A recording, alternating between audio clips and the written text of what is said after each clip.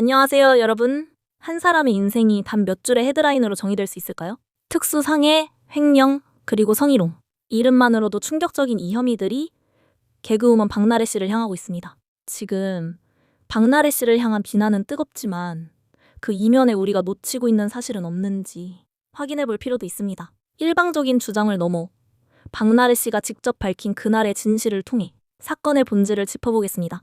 최근 매니저와의 통화 내용이 공개되면서 오히려 박나래 씨가 피해자일 수 있다는 반전 분위기가 형성되고 있습니다. 그럼에도 불구하고 여전히 많은 의혹이 남아있는 것도 사실이죠. 양쪽 말은 다 들어봐야 하니 오늘은 매니저 측이 아닌 박나래 씨의 입장을 자세히 살펴보겠습니다.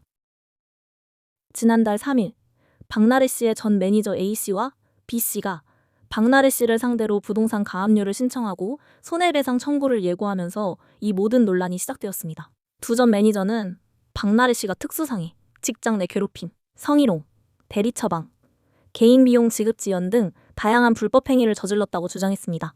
이들은 경찰에 특수상해, 허위사실적 시 명예훼손, 정보통신망법 위반 혐의로 박나래 씨를 형사 고소했고, 박나래 씨가 회사 자금을 사적으로 사용했다며 특정경제범죄 가중처벌법상 횡령 혐의로도 고발했습니다. 이에 박나래 측도 A씨와 B씨를 상대로 공갈미수 혐의와 업무상 횡령 혐의로 맞고소하면서 양측의 법적 공방이 본격화되었습니다. 박나래 씨는 인터뷰에서 직장 내 괴롭힘, 횡령 의혹 등에 대해 강하게 부인했습니다.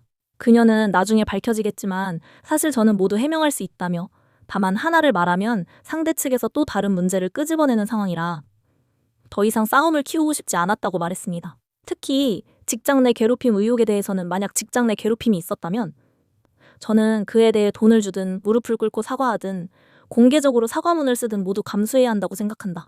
그것은 당연히 해야 할 일이다. 하지만 그런 적이 없는데도 계속 그렇게 이야기한다고 강조했습니다. 특수상해 의혹에 대해서도 박나래 씨는 특수상해 역시 사실이 아니다라고 선을 그었습니다. 다만 소품 등이 제대로 준비되지 않았을 때 지적을 한 적은 있다. 그것이 직장 내 괴롭힘에 해당한다면 그 부분에 대해서는 진심으로 무릎을 꿇고 사과할 수 있다고 덧붙였습니다.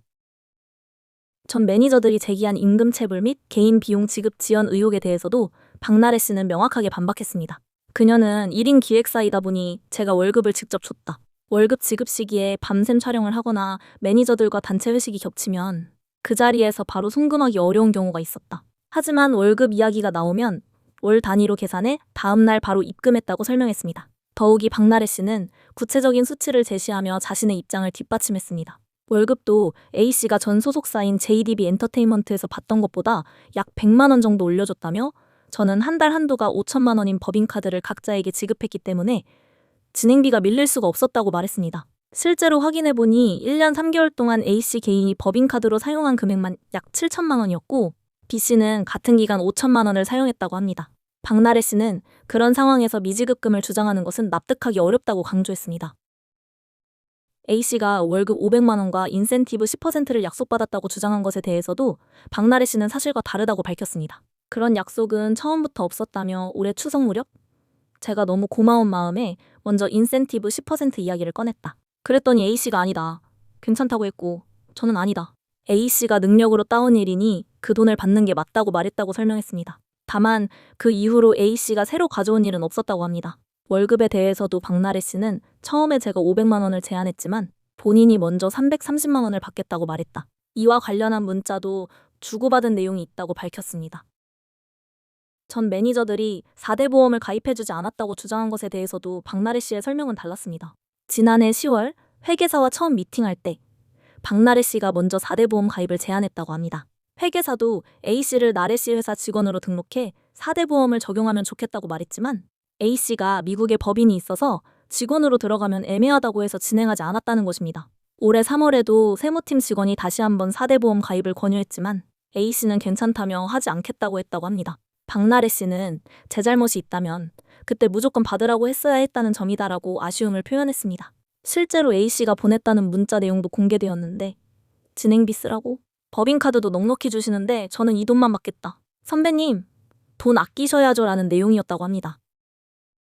전 매니저들이 1년간 근로계약서를 작성하지 않았다고 주장한 것에 대해 박나래 씨는 자신의 잘못을 인정하면서도 당시 상황을 설명했습니다. 그녀는 회사 구조를 설명하며 어머니는 엠파크 대표로 근로자가 아니고 전 남자친구만 직원이었으며 저는 직원이 아니다라고 말했습니다. 스타일리스트의 경우 본인이 개인 사업자로 일하길 원해 직원 등록을 하지 않고 외주로 진행했고, 또 다른 스타일리스트 실장도 스타일리스트 에이전트를 통한 회사 대 회사 계약으로 비용을 지급했다고 합니다. 결국 직원으로 분류되는 사람은 전 남자친구와 A씨, B씨 뿐이었으며, B씨는 처음에는 직원 등록을 원하지 않다가 올해 9월부터 직원으로 해달라고 요청해 최종적으로 직원 수는 3명에 불과했다고 설명했습니다. 박나래 씨는 당시 JDB 엔터테인먼트를 갑자기 나오게 되면서 A씨에게도 다른 회사를 알아볼 예정이라고 말했다고 합니다. 실제로 올해 3월까지 여러 회사들과 미팅을 이어갔고 4월에는 도장을 찍으려던 회사도 있었지만 조건이 맞지 않아 진행하지 않게 됐다고 밝혔습니다. 근로계약서를 작성하지 못한 부분은 제 잘못이다라고 인정하면서도 박나래 씨는 B씨가 처음에는 개인 매니저로 2달만 일하기로 하고 들어왔다고 설명했습니다. 개인적인 일정이 많다 보니 A씨에게는 스케줄 관리를 맡기고 회식 등 개인적인 업무를 봐줄 매니저가 1명 더 필요해서 B씨를 채용했다는 것입니다. 전 매니저 측이 직장 내 괴롭힘으로 업무 시간이 지나치게 많았다고 주장한 것에 대해서도 박나래 씨는 반박했습니다. 처음에 언론에 공개된 근무 일지와 PD들과 주고받은 메시지 등을 모두 포함해 실제 근무 시간을 다시 확인해봤다. 상대 측에서 주장하는 시간을 초과할 수 없는 구조였다고 말했습니다. 물론 특정 날짜에 스케줄이 몰리는 날은 있었지만 박나래 씨가 JDB 엔터테인먼트에 있을 때보다 일을 더 많이 한 것도 아니라고 합니다. 오히려 처음부터 이전 회사에서 과도한 업무로 힘들어했다는 점을 고려해 프로그램 수를 최대 5개로 제한하자고 합의했다고 밝혔습니다. 해당 프로그램들도 매주 촬영하는 것이 아니었고 중간중간 휴식 기간도 충분히 있었다고 합니다.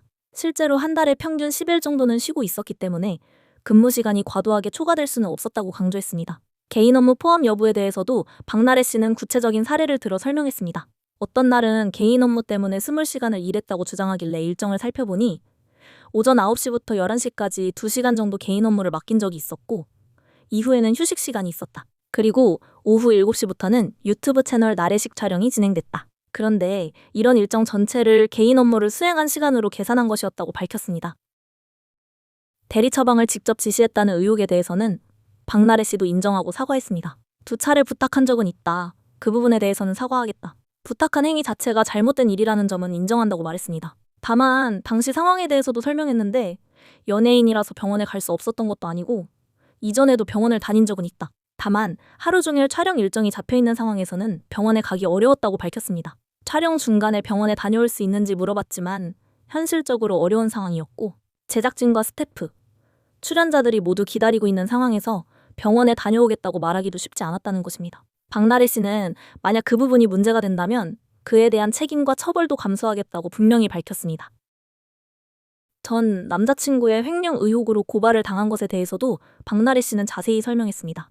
회사에 회계팀이 있기는 했지만 해당 팀은 세무만 담당했고 장부 작성이나 프로그램 출연 계약서 같은 실무는 알지 못했다고 합니다. 그래서 그 업무를 전 남자친구가 맡았다는 것입니다. 전 남자친구는 회사 초반에 경영학과 출신으로 회계 공부를 했던 사람이었고 A씨와 함께 계약서를 작성하러 다니고 사무실을 알아보는 등 박나래 씨보다 회사 일에 더 깊이 관여했다고 합니다. 박나래 씨와 관련된 계약서도 대부분 그 친구가 검토했다고 밝혔습니다.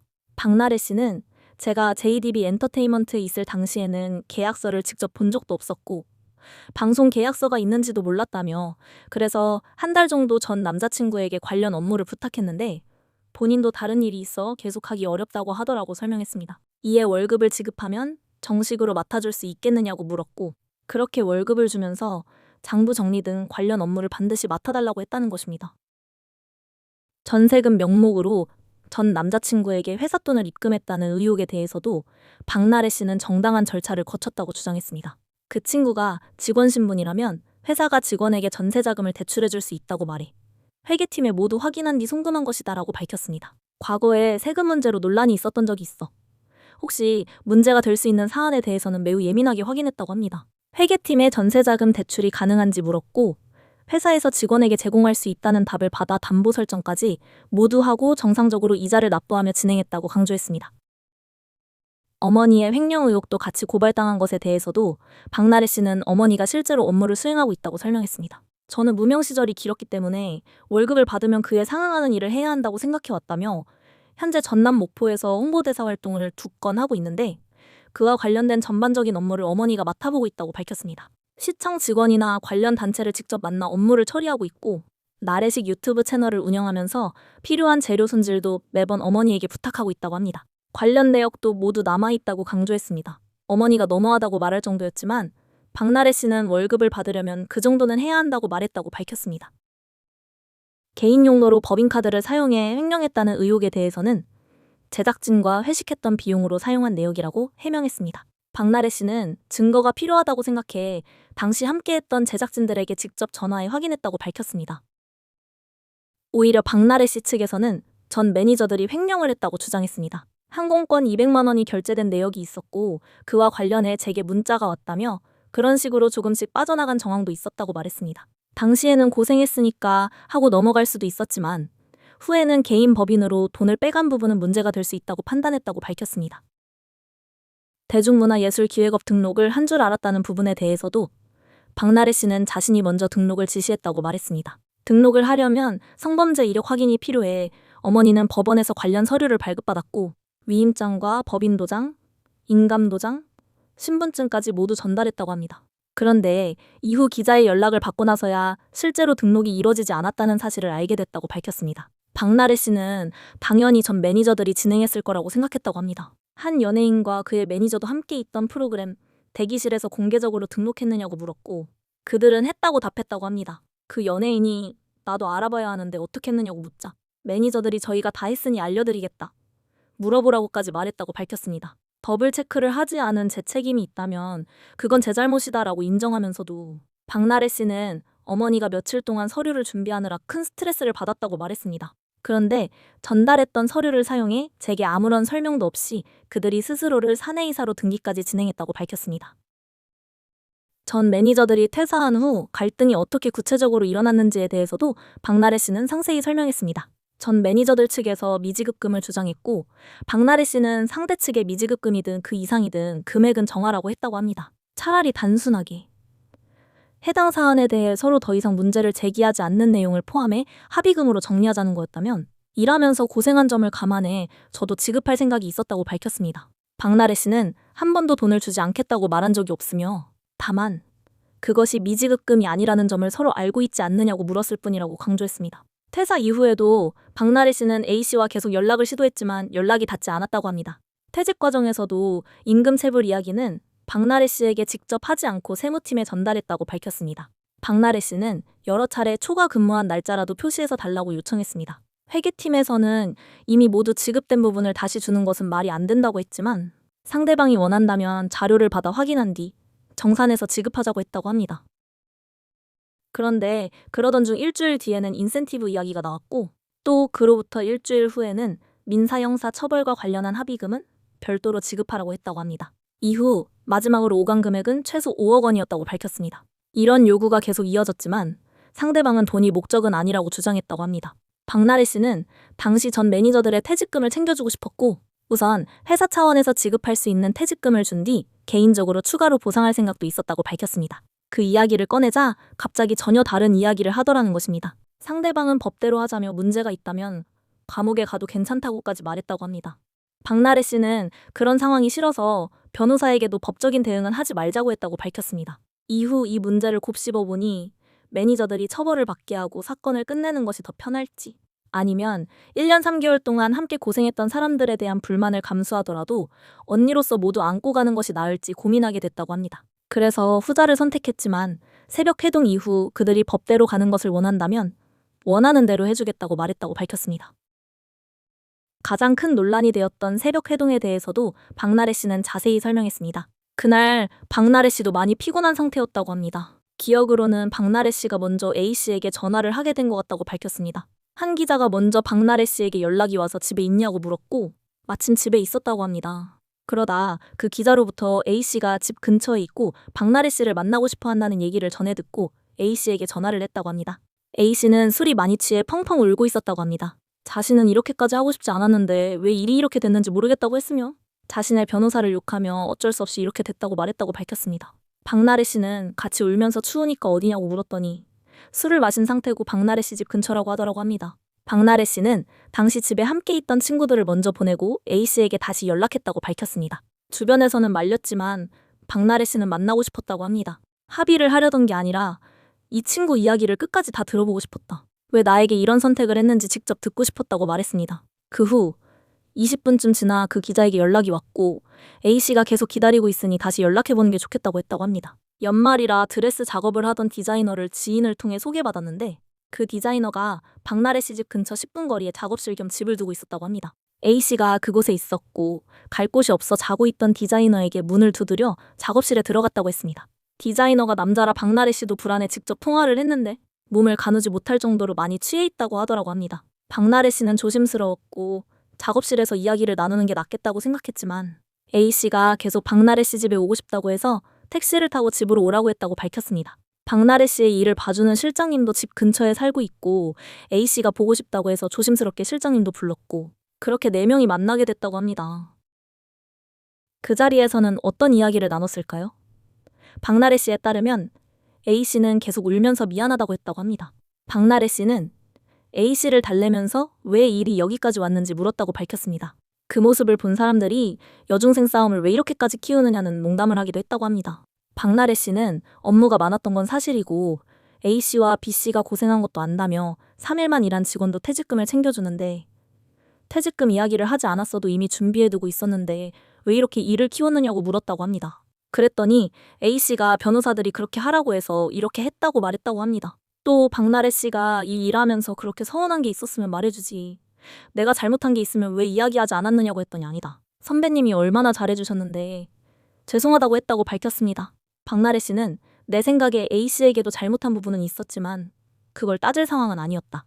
계속 괜찮다고 달래면서 여행 갔던 이야기 등을 나눴다고 말했습니다. 새벽 회동 때 박나래 씨는 만약 이게 갑질이라면 나도 모르게 A씨와 B씨가 내게 베풀어준 친절을 거절하지 않고 받아왔고 그걸 믿고 부탁했던 게 갑질이라면 그건 내가 인정하겠다고 말했다고 합니다. 그랬더니 A씨는 그런 건 절대 아니다. 변호사가 그렇게 말하라고 시켜서 그렇게 얘기한 것뿐이라고 했다고 밝혔습니다. 노래방에 가자고 했다는 이야기에 대해서도 박나래 씨는 해명했습니다. 박나래 씨 집에 노래방 기계가 있었고 예전에 A씨와 둘이 자주 불렀던 노래 이야기가 나왔으며 그때 A씨가 선배님과 노래 부르던 게 좋았다는 말도 했다고 합니다. 다만 A씨가 몸을 가누지 못할 정도여서 실장님과 디자이너가 그냥 앉아서 이야기하라고 했다고 밝혔습니다. 그렇게 서로 부둥켜 안고 노래를 부르며 과거 일본 여행 이야기도 했다고 합니다. 박나래 씨는 입장문에 오해와 불신이 풀렸다고 표현했습니다. 그 자리에서 박나래 씨는 법적인 이야기를 하지 않았다고 합니다. 잘못한 게 있으면 말해달라고 했지만 A씨는 분명히 아니다. 선배님이 너무 잘해주셨고 이렇게 돼서 미안하다고 했다고 밝혔습니다. 입장문이 나가기 전이었다고 합니다. 박나래 씨가 이런 불편한 이슈가 계속된다면 방송을 그만둘 생각이라고 하자 A씨가 먼저 선배님이 왜 방송을 그만둬야 하냐.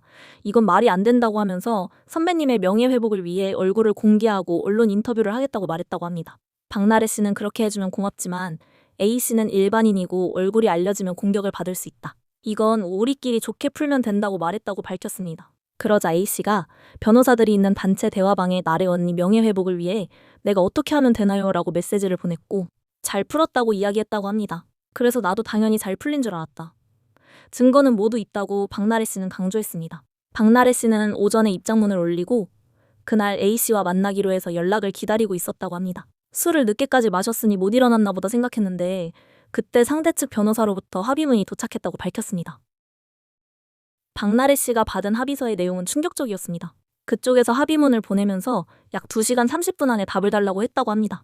박나래 씨는 그걸 보자마자 이건 도저히 받아들일 수 없겠다는 생각이 들었다고 밝혔습니다. 있었던 일을 허위 사실이라고 하고 없었던 일에 대해 저에게 사과하라고 하더라며 돈을 얼마나 줄 수 있느냐는 내용이 합의문에 있었다고 말했습니다. 박나래 씨가 주장한 것들을 모두 거짓말이라고 하고 돈을 얘기할 때는 지금 주는 돈이 합의금이 아니라 미지급금이라고 했다고 합니다. 합의금은 공란이었고 그걸 미지급금이라고 표현했다고 밝혔습니다. 박나래 씨가 해명하는 것도 원하지 않았고 이 내용을 누설할 경우 발언한 회당 3천만 원을 배상하라는 조항이 있었다고 합니다. 박나래 씨가 하는 주장은 모두 거짓말이라는 내용이었고 변호사 수임료까지 박나래 씨에게 부담하라고 했다고 밝혔습니다. 박나래 씨는 그걸 보고 이건 더 이상 넘길 수 없겠다는 생각이 들었다. 제가 잘못한 게 있다면 처벌받고 사과하겠지만 잘못되지 않은 건 바로 잡아야겠다고 느꼈다고 말했습니다. 마지막에도 변호사들을 빼고 우리끼리 이야기하자고 했지만 상대 쪽에서 먼저 법적으로 하겠다고 해서 그럼 그렇게 하자고 했다고 합니다. 박나래 씨는 그 말은 제가 먼저 꺼낸 게 아니다. 이 표현은 쓰기 싫지만 사실상 협박처럼 느껴졌다고 밝혔습니다. 이후 A씨도 더 이상 합의는 없고 법적으로 조치하겠다고 했다고 합니다. 화가 났다기보다는 너무 허무했다. 술에 취한 친구를 부축하면서 화장실에서 토하는 것까지 다 챙겼다. 그런데 갑자기 이런 합의문을 보내고 이게 다 사실이라고 하니까 너무 허무하다는 생각이 들었다고 박나래 씨는 말했습니다. 전 매니저들과의 갈등이 알려진 후 공갈미수 혐의로 고소하면서도 합의를 시도했다는 보도에 대해서도 박나래 씨는 해명했습니다. 전 매니저들 측이 새벽 회동 전에도 계속 합의서를 보내달라고 요구했다고 합니다. 박나래 씨 측은 만나서 직접 이야기해야지 서면 한 장으로 어떻게 얘기를 하느냐고 했지만 합의서를 보내지 않으면 만날 수 없다고 하더라고 밝혔습니다. 그래서 합의서를 보냈더니 그쪽에서는 시간을 체크하며 공갈죄로 고소하겠다고 말해놓고 합의를 시도했다는 식으로 문제 삼았다고 합니다. 박나래 씨는 전 매니저들의 목적이 무엇이라고 생각하는지에 대해서도 밝혔습니다. 퇴직금 등 원래 지급해야 할 돈은 모두 다 지급했다. 다만 그들이 요구한 큰 금액은 주지 않았다. 약 5억 원을 이야기하면서 그게 미니멈이라고 했고 그 이상은 내가 정해서 주라고 하더라고 말했습니다. 박나래 씨는 답답해서 주변에 친한 사람들에게 물어봤고 결국 내린 결론은 돈 문제였다고 밝혔습니다. 그들과는 더 이상 대화로 풀 수 있는 게 없었고 법대로 가는 수밖에 없다는 판단이었다고 말했습니다. 박나래 씨는 계속 연락을 했고 여러 차례 시도도 했는데 마치 처음부터 자신이 연락을 안 받은 사람처럼 되어버려서 너무 답답했다고 밝혔습니다. 박나래 씨는 A씨와 B씨에게 많은 도움을 받았다고 말했습니다. 마지막까지도 변호사님께 법적으로 하고 싶지 않다고 말했던 이유는 이 친구들과 매우 친하게 지내면서 저희 할머니, 할아버지 장례식장에도 함께 있어주고 울어줬기 때문이다 라고 밝혔습니다. 전에 있었던 회사를 나오면서 많이 힘들었는데 이들에게 크게 의지하기도 했다고 합니다. 마지막까지 믿어보려고 했다. 중간에 사람들이 많이 끼어 있으니 오해가 생길 수도 있다고 생각하며 참고 믿었지만 아니었다고 아쉬움을 표현했습니다. 박나래 씨는 나를 못된 사람으로 만들면서 돈은 받고 싶고 자신은 아무 잘못 없는 사람처럼 남고 싶어 하는 것 같았다. 말도 앞뒤가 맞지 않는다고 말했습니다. 나는 상대의 마음을 어루만지고 좋게 해결하려고 했지만 그게 받아들여지지 않았다. 법적으로 가자고 얘기가 나온 후에도 계속 일부 내용만 가지고 언론과 인터뷰를 하는 것도 이해하기 어려웠다고 덧붙였습니다. 박나래 씨는 앞으로 어떻게 할 것인지에 대해서도 분명히 밝혔습니다. 매니저와 3년간 주고받았던 메시지 등 내가 하는 지금의 이야기는 모두 증거가 있다. 법적 소송을 할 예정이다라고 말했습니다. 박나래 씨는 이른바 주사 이모로 불리는 비의료인 C씨에게 불법 의료 시술을 받았다는 의혹에 대해서도 자신의 입장을 밝혔습니다. 박나래 씨는 C씨를 의사로 알고 있었다고 말했습니다. 약 3에서 4년 전쯤 한 프로그램의 스태프가 시술로 C씨를 권유해서 한 성형외과에서 처음 만났다고 합니다. 처음 만난 곳은 서울 청담동 근처로 기억한다고 밝혔습니다. 병원에서 모든 걸 어레인지하고 본인이 의사라고 하길래 거기서 대놓고 의사 면허증이 있냐라고 물어볼 수는 없었다며 당연히 C씨가 의사라고 하니 의사인 줄 알았다. 실제로도 의사 같은 느낌이었다고 말했습니다. 박나래 씨는 성형외과를 많이 다녀봐서 알지만 시술을 하는 의사와 원장이 따로 있는 경우가 많다며 그래서 저는 그분이 원장님이라고 생각했다고 설명했습니다. C씨가 실제 의사라고 오해할 만한 또 다른 상황도 있었다고 합니다. 그 성형외과에 대표 땡땡땡이라고 적혀 있었고 그곳에서도 대표로 불렸다고 합니다. 간호사와 의사선생님도 대표라고 불렸기 때문에 원장님들이 진료만 보고 실제 시술은 페이닥터들이 하는 경우가 많다는 걸 알고 있었기 때문에 그런 줄 알았다고 밝혔습니다. C씨가 박나래 씨한테 팬이라고 했고 그때부터 인연을 맺었다고 합니다. 한편 박나래 씨 외에도 그룹 샤이니의 키, 유튜버 입짧은 햇님 등도 주사 이모 논란으로 모두 활동을 잠정 중단한 상태입니다. 최근 서울 강남경찰서는 박나래 씨의 불법 의료시술 의혹과 관련해 C씨에 대해 출국을 금지하고 본격적인 수사에 착수했습니다. 지금까지 박나래 씨의 입장을 자세히 살펴보았습니다. 박나래 씨는 전 매니저들이 제기한 대부분의 의혹에 대해 사실이 아니라고 강하게 부인하고 있으며 모든 주장에 대해 증거가 있다고 밝히고 있습니다. 다만 대리 처방 부분에 대해서는 잘못을 인정하고 사과했습니다. 특히 새벽 회동 이후 받은 합의서의 내용이 협박처럼 느껴졌다는 박나래 씨의 주장은 이 사건을 바라보는 새로운 시각을 제공합니다. 전 매니저들이 약 5억 원을 요구했다는 점, 그리고 발언 한 회당 3천만 원을 배상하라는 조항이 합의서에 있었다는 점도 주목할 만한 부분입니다. 물론 이는 어디까지나 박나래 씨의 일방적인 주장이며 전 매니저 측의 입장은 다를 수 있습니다.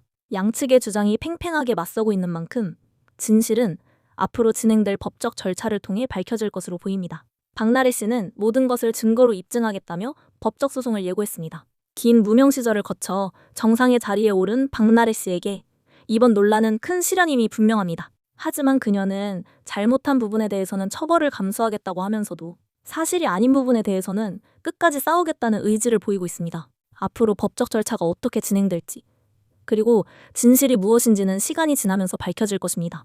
우리는 성급한 판단보다는 양측의 주장을 모두 들어보고 법적 판단을 기다리는 것이 필요해 보입니다. 박나래 씨와 전 매니저들 모두에게 공정한 결과가 나오기를 바라며 이번 영상을 마치겠습니다. 시청해주셔서 감사합니다.